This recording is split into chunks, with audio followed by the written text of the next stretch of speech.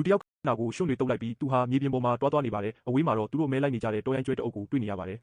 မျိုးနွယ်စုကောင်းဆောင်ကတိုက်ခိုက်ဖို့အချက်ပေးလိုက်တာနဲ့လူတိုင်းဟာချက်ချင်းပဲရှေ့ကိုပြေးထွက်သွားကြတယ်လန့်သွားတဲ့ကျွဲအုပ်ဟာလမ်းကြောင်းပြောင်းသွားတယ်ဒါပေမဲ့မထင်မှတ်ပဲဒေါသထွက်နေတဲ့တောရိုင်းနွားထီးကြီးတစ်ကောင်ကချက်စီကိုတက်တက်ပြေးဝင်လာပါတယ်သူဟာတရိတ်ဆန်ရဲ့ဝင်တိုင်းမှုကြောင့်6ကမ်းပါးပေါ်ကနေပြုတ်ကျသွားခဲ့တယ်သူ့ဖေကတော့သူ့သားပြုတ်ကျသွားတာကိုဘာမှမတတ်နိုင်ပဲကြည့်နေခဲ့ရပါတယ်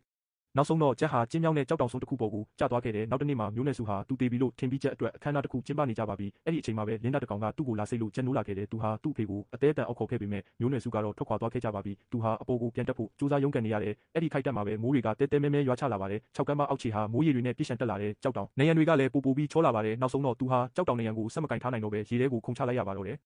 ကျက်တတိပြန်ရလာချိန်မှာတော့သူဟာမြေပြန့်တနေရာမှာလဲလျောင်းနေတာကိုတွေ့လိုက်ရတယ်သူဟာနောက်ကြည့်နေတဲ့ရေအိုင်ငယ်လေးတစ်ခုစီကိုတွားပြီးခေါင်းဆိုင်ကအငမ်းမရတောက်ပါတော့တယ်နာရီပေါင်းများစွာကြိုးစားပြီးတဲ့နောက်မှာတော့သူဟာတောင်ထိပ်ကိုရောက်ခဲ့ပေမဲ့ဝမ်ပလွေတအုပ်ကသူ့ကိုဝိုင်းထားတာကိုတွေ့လိုက်ရတယ်ကျက်ဟာတစ်ပင်ပေါ်ကိုအမြန်တက်လိုက်တယ်ဝမ်ပလွေတစ်ကောင်ကသူ့ကိုကိုက်ပြီးမလွတ်ဘူးသူဟာဓားမြောင်ကိုဆွဲထုတ်ပြီးဝမ်ပလွေကိုထိခိုက်ဒဏ်ရာရအောင်လုပ်လိုက်ကအဲ့ဒီအခွင့်အရေးကိုယူပြီးအပေါ်ကိုဆက်တက်သွားခဲ့တယ်နောက်တနေ့မနက်မှာတော့ဝမ်ပလွေအုပ်ဟာလူစုခွဲသွားကြပြီးဒဏ်ရာရနေတဲ့ဝမ်ပလွေတစ်ကောင်ပဲကြံခဲ့တယ်ကျက်ဟာသူ့ကိုတနာသွားမိတယ်သူဟာဝမ်ပလွေကိုစမ်းကြောင်းပေးကိုတည်သွားပြီးသူ့ရဲ့ဒဏ်ရာတွေကိုဂရုတစိုက်ကုသပေးလိုက်တယ်နောက်တနေ့မှာဝမ်ပလွေဟာချီနှောင်ထားတာတွေကနေသူ့ဘာသာသူလွတ်မြောက်သွားတဲ့ကျက်ကရေတယ်လာပြီးဖြည်းဖြည်းချင်းချင်းကပ်လိုက်တော့ဝမ်ပလွေကခေါင်းငုံပြီးရေတောက်ပါတော့တယ်နောက်ပိုင်းမှာကျက်ဟာတောယုံတစ်ကောင်ကိုဖမ်းမိတယ်ဝမ်ပလွေရဲ့တနာစရာအော်တန်ကိုကြားတော့သူကအသားတချို့ကိုခွဲဝေပေးလိုက်တယ်ပြီးတော့သူဟာမျိုးနွယ်စုစီကိုပြန်ဖို့ပြင်ဆင်ခဲ့ပေမဲ့ဝမ်ပလွေကသူ့နောက်ကိုလိုက်လာခဲ့တယ်ကျက်ကသူ့ကိုမေးလို့နာမည်ပေးလိုက်တယ်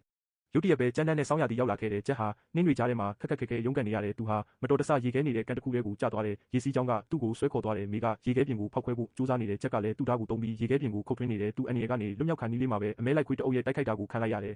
သူတို့နှစ်ယောက်ကူတလုံးထဲမှာဝင်ပုံးလိုက်ကြတယ်ခွေးတွေကတော့လိုက်မဝင်လာဘူးဒါပေမဲ့ကူထဲကနေကြောက်စရာကောင်းတဲ့တားရိုင်းကြီးတစ်ကောင်ထွက်လာခဲ့တယ်မေဟာအဲ့ဒီတားရိုင်းကြီးနဲ့ပြင်းပြင်းထန်ထန်တိုက်ခိုက်ပါတော့တယ်အရေးကြီးတဲ့အခိုက်အတန့်မှာပဲကျက်ကသူ့ရဲ့လေးနဲ့များကိုဆွဲထုတ်လိုက်တယ်တားရိုင်းကြီးလဲကျသွားပေမဲ့မေလဲဒဏ်ရာအပြင်းထန်ရသွားခဲ့တယ်